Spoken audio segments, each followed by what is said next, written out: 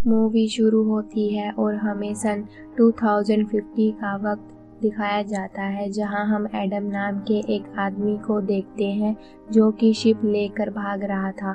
उसके पेट में चोट लगी होती है। उसके पीछे एक शिप और लगी होती है जिसमें माया होती है। माया की शिप की फायरिंग से उसका शिप डैमेज होने लगता है। माया एडम को रोकने की काफ़ी कोशिश करती है, लेकिन वह अपने शिप से वह वार्म होल क्रिएट कर लेता है जिसमें एंटर होकर वो टाइम में पीछे चला जाता है। फिर सीन शिफ्ट होता है और हम साल 2022 दिखाया जाता है, जहां हमें छोटे लड़के एडम को दिखाया जाता है जो कि अपने क्लासमेट से डरकर भाग रहा था। असल में उसे ज़्यादा बोलने की प्रॉब्लम है, साथ ही वह हमेशा दूसरों का मजाक उड़ाता है और इसी की वजह से उसके क्लासमेट्स उसे मारते हैं, जिसकी वजह से उसके नाक से खून निकलने लगता है। स्कूल में झगड़ा करने की वजह से प्रिंसिपल एडम की मॉम एली को बुलाती है और एक एडम के साथ उन दोनों लड़कों को भी सस्पेंड कर देती है। घर जाते वक्त एडम अपनी मॉम से कहने लगता है कि उसकी कोई गलती नहीं है, लेकिन उसकी मॉम भी जानती थी कि वह काफ़ी ज़्यादा बोलता है। इसी बीच हमें पता चलता है एडम के डैड की 1.5 साल पहले एक्सीडेंट में मौत हो चुकी है और वो अब अपनी माँ के साथ रहता है। उसकी माँ उससे कहती है कि तुम अपने फ्यूचर पर ध्यान दो और इस प्रकार की गलतियों को मत करो। एडम अपने घर पर बॉल से खेल रहा था। उसकी मॉम उससे कहती है कि वह कहीं बाहर जा रही है। एडम काफ़ी तेज था, इस वजह से वह समझ जाता है कि वह किसी के साथ डेट पर जा रही है। उसकी मम्मी उसे बता देती है कि वह अपने ऑफिस पार्टनर डेरिक के साथ जा रही हैं। तभी उसके घर पर डेरिक आ जाता है, इस वजह से उसको जाना पड़ता है। अली जाते वक्त एडम कोई भी शरारत करने से मना करती है। उसके जाने के बाद एडम अपने वीडियो गेम में गेम खेलने लगता है। तभी अचानक उनके घर की लाइट चली जाती है। एडम के टॉम हॉकिंग को घर के पास किसी के होने का एहसास होता है, इस वजह से वह बाहर आकर भौंकने लगता है। इसके बाद हॉकिंग जंगल की तरफ भागने लगता है। एडम भी उसके पीछे होता है। उसे भी जंगल में किसी के होने का एहसास होने लगता है। इसी वजह से वह डरकर अपने फादर की गैरेज की तरफ आ जाता है। एडम देखता है कि गैरेज के अंदर कोई है। तभी हम देखते हैं कि वहाँ फ्यूचर वाला एडम है। इसका मतलब कि वह टाइम ट्रैवल करके 2022 में आ गया था। छोटा एडम एक स्टिक उठाकर उससे पूछने लगता है कि वह कौन है। फिर वह कॉल लगाने लगता है, लेकिन बड़ा एडम उसे किसी को भी कॉल करने के लिए मना कर देता है। इसके बाद वह घर में जाकर अपने घाव को साफ करने लगता है। तभी छोटा एडम उसके बैग में से कुछ निकालता है, जिससे बड़ा एडम उसे मना कर देता है और कहता है कि किसी भी सामान को मत छूना। फिर छोटा एडम उससे बार बार सवाल करने लगता है, जिस पे बड़ा एडम उसे बताता है कि वह छोटे एडम का ही फ्यूचर है, जिससे सुनकर वो हैरान हो जाता है। उन दोनों ने सेम एक जैसी घड़ी पहनी होती है जो कि उसके पिता की ही थी। फिर बड़ा एडम बताता है कि उसे 2022 में नहीं बल्कि 2018 में जाना था, लेकिन उससे टाइम ट्रैवल में गलती हो गई। फिर वह छोटे एडम को अपनी शिप दिखाने लगता है, जिससे वो जहाँ से आया था, लेकिन शिप उन्हें नहीं दिखती और न ही ओपन होती है क्योंकि एडम जख्मी था। उस शिप में ऐसी टेक्नोलॉजी थी कि वो सिर्फ अपने यूज़र के डीएनए से ही चलती थी। बड़े एडम के जख्मी होने की वजह से छोटा एडम शिप को ओपन करता है क्योंकि दोनों का डीएनए सेम ही था। शिप को देखकर छोटा एडम खुश हो जाता है। फिर शिप में जाकर बड़ा एडम शिप को ऑटोमेटिक मोड पर लगा देता है। इसके बाद बड़ा एडम गैरेज में आ जाता है और छोटे एडम को घर भेज देता है। फिर उसकी मॉम वापस घर आ जाती है और उसके साथ डेरिक भी आ जाता है और एडम उसका मजाक उड़ाने लगता है। फिर बड़ा एडम भी अपनी मॉम को देखकर इमोशनल हो जाता है क्योंकि उसके टाइम में उसकी मदर की डेथ हो चुकी होती है। अगली सुबह एडम गैरेज में आता है। बड़ा एडम अपने घाव को ठीक कर रहा होता है।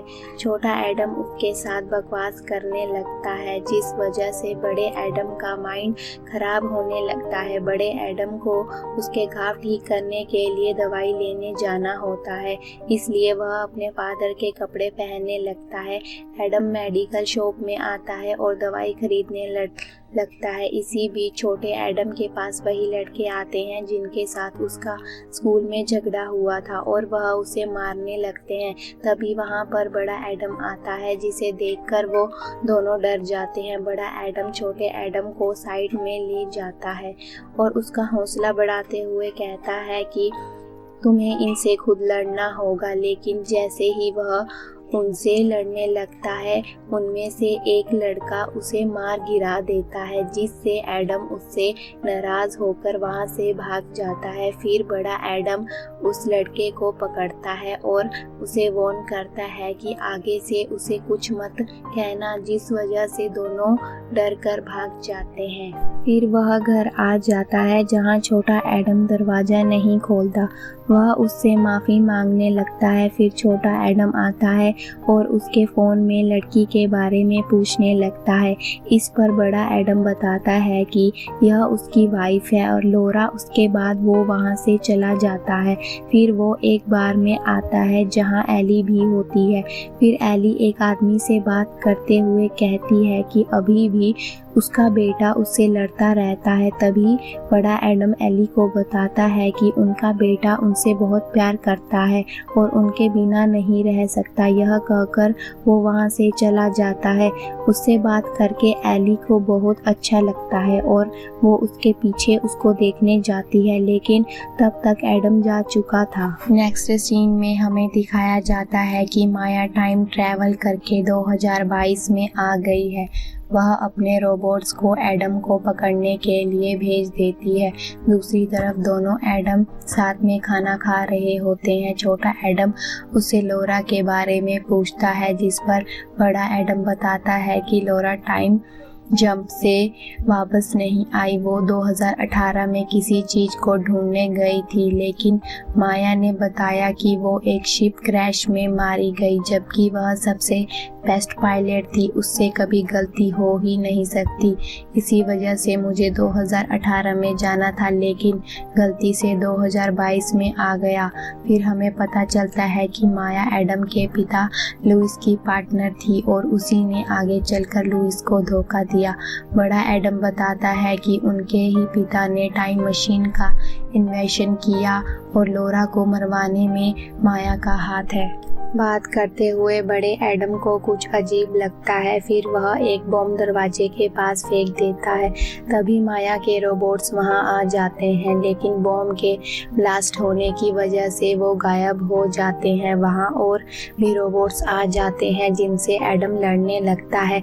इसी बीच वह अपनी स्वॉर्ड निकाल लेता है और उससे वह सारे रोबोट्स को मार देता है। तभी वहां माया का एक आदमी आता है और एडम को सरेंडर करने को कहता है। उसके साथ ही माया भी वहां आ जाती है और उसे वापस चलने को कहती है, लेकिन वह मना कर देता है। तभी क्रिस्टोस उसे मारने लगता है। तभी उनकी हेल्प करने के लिए लोरा वहां आ जाती है और वह दोनों मिलकर रोबोट्स को मार देते हैं और उन्हें वहां से भगा देते हैं। फिर लोरा दोनों एडमस को गाड़ी में बिठाकर अपने साथ ले जाने लगती है। वह रास्ते में जा रहे होते हैं, तभी उनके पीछे से माया की शिप आती है और उन पर अटैक करने लगती है, लेकिन लोरा गाड़ी को जंगल की तरफ मोड़कर उन्हें सेफ जगह पर ले जाती है। फिर लोरा एडम को बताती है कि 2018 में कोई गया था, लेकिन उसे पता नहीं है कि वो कौन था। इसी का पता लगाने के लिए वो वहां गई थी। फिर वह बताती है कि नवंबर 2018 को एडम के पिता लुइस ने टाइम ट्रैवल प्रोजेक्ट, जिसका नाम था द एडम प्रोजेक्ट था, उसका इन्वेंशन किया था।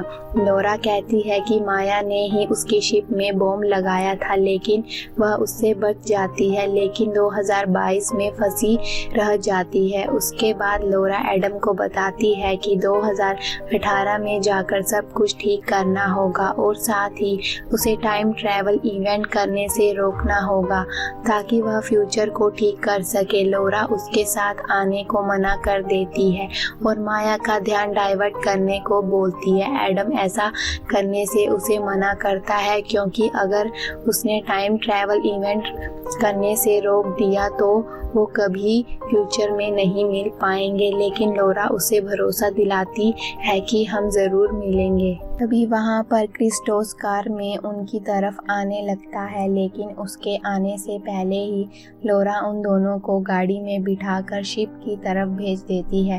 क्रिस्टोस वहाँ पहुँच जाता है, तभी लोरा उसकी कार को उड़ा देती है। दूसरी तरफ छोटा एडम बड़े एडम से पूछने लगता है कि आगे लाइफ में उसके साथ क्या क्या होगा। फिर वह उसे बताता है कि तुम फ्यूचर में अपना करियर खराब कर लोगे और तुम्हारे साथ वही होगा जो इस वक्त मेरे साथ हो रहा है।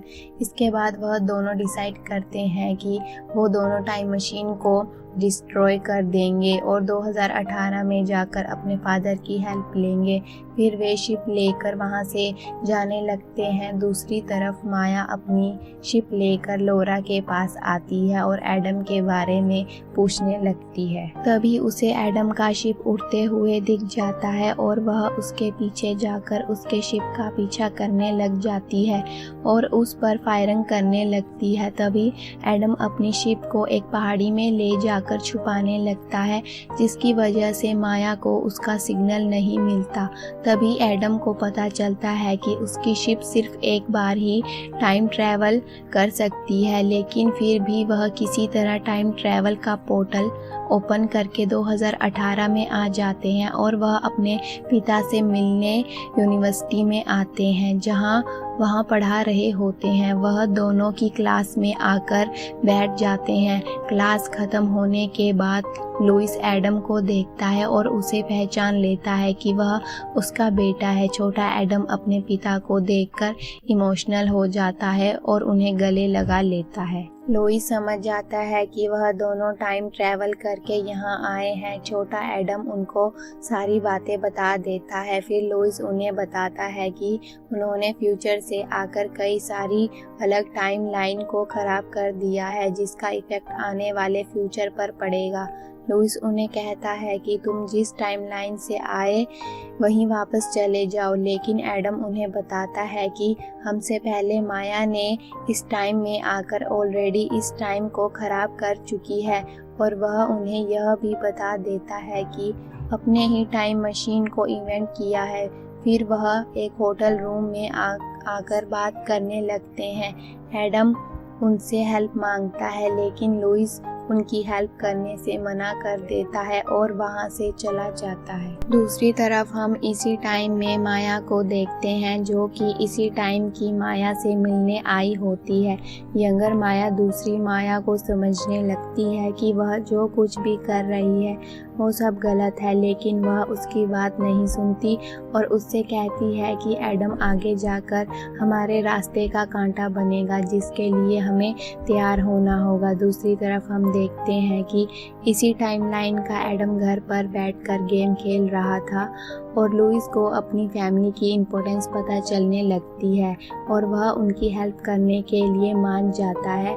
उनके बाद हमें दोनों एडम्स दिखाए जाते हैं जो माया के हेडक्वार्टर पर आ जाते हैं। वो दोनों प्लान बनाते हैं कि वह पूरे हेडक्वार्टर को तबाह कर देंगे और बड़ा एडम छोटे एडम को अपने गैजेट्स दे देता है।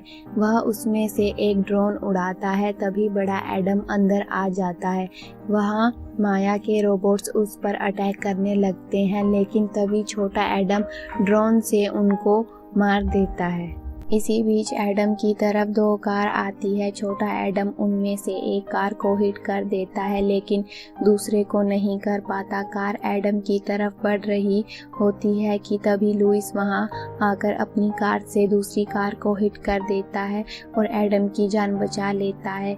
लुइस एडम को बताता है कि अगर हम टाइम मशीन के एक्सीलेटर को डिस्ट्रॉय कर देगा तो माया फिर से उसे बना लेगी, लेकिन लुइस ने इसमें पहले से ही क्रिस्टल हार्ड ड्राइव लगा रखी है। फिर हम डिसाइड करते हैं कि वह हार्ड ड्राइव को निकाल देंगे, इससे फ्यूचर में टाइम मशीन बनेगी ही नहीं। इसके बाद दोनों कंट्रोल रूम में जाने लगते हैं। इधर माया अपने शिप से बाहर बैठे हुए छोटे एडम को देख लेती है जो कि ड्रोन से खेल रहा होता है। दूसरी तरफ वो दोनों मशीन के पास जाकर हार्ड ड्राइव निकाल लेते हैं, लेकिन तभी वहाँ दोनों माया अपने कुछ रोबोट्स के साथ आ जाती है। छोटी माया लुइस से कहती है कि मैंने ही तुम्हारी रिसर्च पर अपना फंड लगाया है, मैं इसे इतनी आसानी से खराब होने नहीं दे सकती। बड़ी एडम से ड्राइव मांगने लगती है, लेकिन वह उसे देने से साफ मना कर देता है। उसके बाद में माया छोटे एडम को वहां लेकर आती है और उसे गन पॉइंट कर लेती है। दूसरी माया यह देखकर घबरा जाती है क्योंकि वह एडम को मारना नहीं चाहती थी, लेकिन एडम ड्राइव देने के बारे में सोचने लगता है। कहता है कि इसी बीच को छोटे एडम को इशारा कर देता है और माया की गन गलती से मशीन के ग्लास पर शूट कर देती है। इससे वह मशीन टूटने लगती है और इसके बाद वहाँ इलेक्ट्रोमैग्नेटिक फील्ड बन जाती है जो मेटल की चीज़ों को अपनी तरफ खींचने लगती है। वह रोबोट्स को अपनी तरफ खींच लेती है। इसी बीच छोटे एडम को एक रोबोट पकड़ लेता है जिससे वह भी मशीन पर आकर चिपक जाता है। वहाँ पर जाने के रास्ते बंद हो चुके होते थे, जिसकी वजह से दोनों माया यहीं फंस जाती है। अब लुइस किसी तरह इस मशीन को रोकने की कोशिश करने लगता है। तभी क्रिस्टोस बड़े एडम को फाइट करने लगता है। फाइट करते हुए एडम की स्वॉर्ड नीचे गिर जाती है, जिसकी वजह से क्रिस्टोस उस पर भारी पड़ने लगता है। छोटा एडम किसी तरह मशीन से अलग होकर दूसरे एडम की स्वॉर्ड को उठा लेता है और उसकी मदद से एक जंप लगाकर बड़े एडम के पास पहुंच जाता है, लेकिन क्रिस्टोस उसे हिट कर देता है। उसके बाद बड़ा एडम उसे मारने लगता है। तभी पीछे से लोहे का एक टुकड़ा आकर क्रिस्टोस को हिट कर देता है, जिससे वह भी उसके साथ मशीन में चला जाता है। लुइस उन दोनों को बताता है कि एक्सीलेटर अब बंद नहीं होने वाला। फिर वे यहाँ से जाने लगते हैं, लेकिन तभी वहाँ दोनों माया आ जाती है और उन पर गन पॉइंट कर लेती है। फिर बड़ी माया बताती है कि उसी ने लोरा को 2 बार मारने की कोशिश की थी, क्योंकि वह उसके रास्ते का कांटा बन चुकी थी और अब उसने लोरा को रास्ते से हटा दिया है। जगह डिस्ट्रॉय होने में सिर्फ 1 ही मिनट रह जाता है। फिर माया लुइस को शूट कर देती है, लेकिन गोली एक्सीलेटर की मैग्नेट की वजह से घूमकर छोटी माया को लग जाती है और वह मारी जाती है। अब क्योंकि छोटी माया की मौत हो चुकी थी, इसी वजह से बड़ी माया भी मारी जाती है। इसके बाद तीनों हेडक्वार्टर्स के ब्लास्ट होने से पहले ही जल्दी से बाहर आ जाते हैं। अब दोनों एडम टाइम की प्रॉब्लम की वजह से कुछ टाइम के लिए इसी टाइम में होते हैं। इसके बाद तीनों मिलकर बॉल से खेलने लगते हैं। एडम काफ़ी इमोशनल हो जाता है, लेकिन टाइम पूरा होने की वजह से वह दोनों अपने अपने टाइम में वापस आ जाते हैं। लुइस भी अपने बेटों के फ्यूचर से मिलकर काफ़ी खुश था। फिर हम देखते हैं कि छोटा एडम अपने उस टाइम में आ जाता है जब उसकी मॉम ऑफिस जा रही थी, मतलब वह उस टाइम में पहुंच गया था जहां से यह सब कुछ शुरू होने वाला था। एडम तैयार होकर स्कूल जाने लगता है। फिर उसे बड़े एडम की बात याद आती है। इस वजह से वह भी मॉम को गले लगा लेता है, जिससे उसकी मॉम यह देखकर काफ़ी खुश हो जाती है। दूसरी तरफ हम बड़े एडम को देखते हैं जब उसकी पहली मुलाकात लोरा से हुई थी, और इसी के साथ मूवी एंड हो जाती है। Thanks for watching.